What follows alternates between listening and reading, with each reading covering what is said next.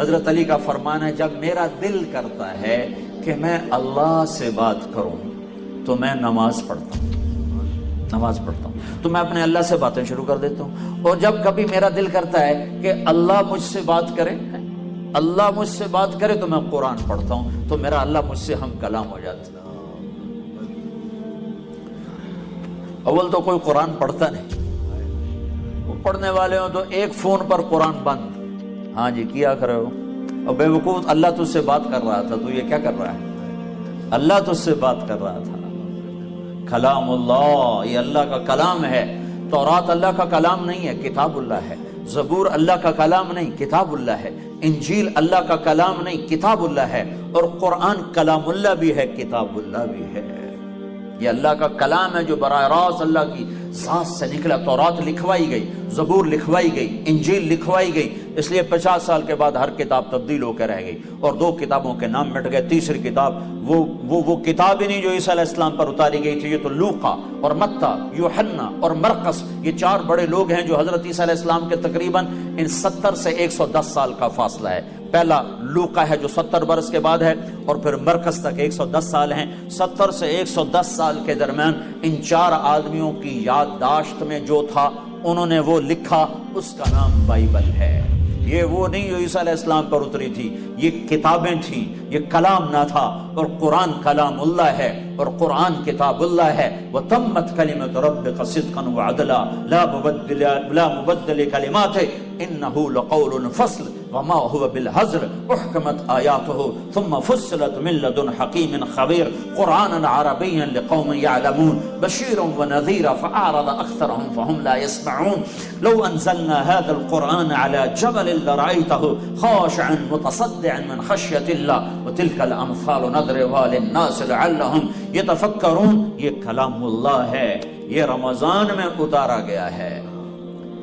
ایک عجب بات ہے، روح طاقتور ہوتی ہے جب جسم پہ بھوک ہوتی ہے، روح میں قوت پیدا ہوتی ہے جب جسم بھوکا ہوتا ہے۔ امام غزالی نے فرمایا جس دن میرے اوپر فاقہ آیا اس دن میرے اوپر علم کا نیا دروازہ کھلا ہے۔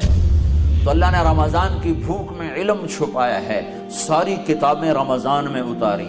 یکم رمضان کو ابراہیم علیہ السلام پر چھوٹے پمفلٹ صحیفے آئے، 2 رمضان کو موسیٰ علیہ السلام پر تورات آئی 2000 سال کے بعد، اور 6 رمضان کو 300 سال کے بعد حضرت داؤد علیہ السلام پہ زبور آئی، اور 1200 سال کے بعد 12 رمضان المبارک کو حضرت عیسیٰ علیہ السلام پر انجیل آئی، اور پھر کوئی 650 سال کے بعد 21 رمضان المبارک کو اللہ تبارک و تعالیٰ نے اپنے محبوب پر قرآن کو اتارا۔ انا انزلناہ فی لیلۃ القدر وما ادراک ما لیلۃ القدر لیلۃ القدر خیر من 1000 شہر۔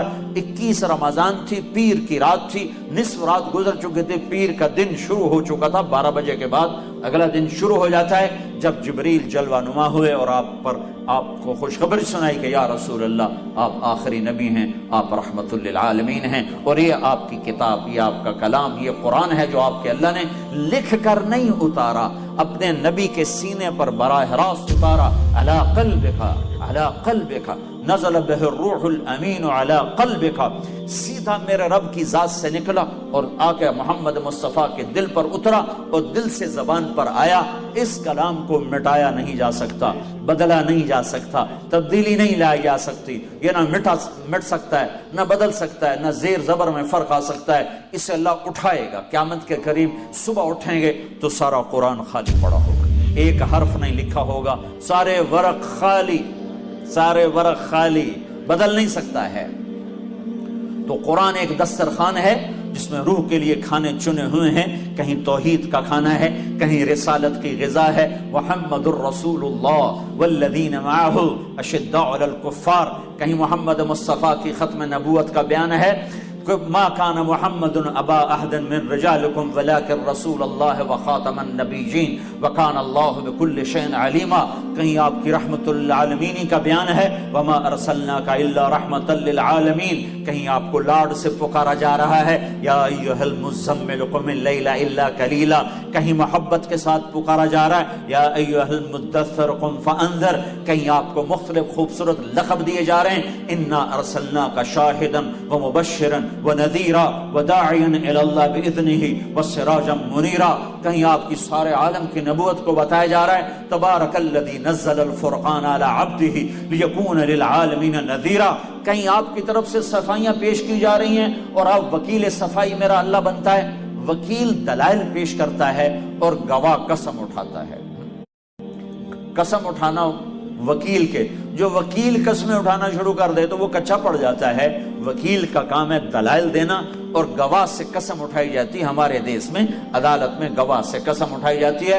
اللہ واحد ذات ہے جو اپنے حبیب کے لیے وکیل بھی بنتا ہے، گواہ بھی بنتا ہے، قسمیں بھی اٹھاتا ہے۔ والنجم اذا ہوا ما ضل صاحبكم وما غوا وما ينطق عن الهوى ان هو الا وحي يوحى علمه شديد القوى ذو مرة فاستوى وهو بالافق الاعلى ثم دنا فتدلى فكان قاب قوسين او ادنى فاوحى الى عبده ما اوحى ما كذب الفؤاد ما راى افتمارونه على ما يرى، قسمیں اٹھاتا ہے گواہ بن کر، دلائل دیتا ہے وکیل بن کر۔ فلا اقسم بما تبصرون وما لا تبصرون انه لقول رسول کریم وما هو بقول شاعر قلیلا ما تؤمنون ولا بقول کاہن قلیلا ما تذکرون، قسمیں والضحى واللیل اذا سجى ما ودعك ربك وما قلى وللآخرة خير لك من الأولى ولسوف يعطيك ربك فترضى ألم نشرح لك صدرك ووضعنا عنك وزرك الذي أنقض ظهرك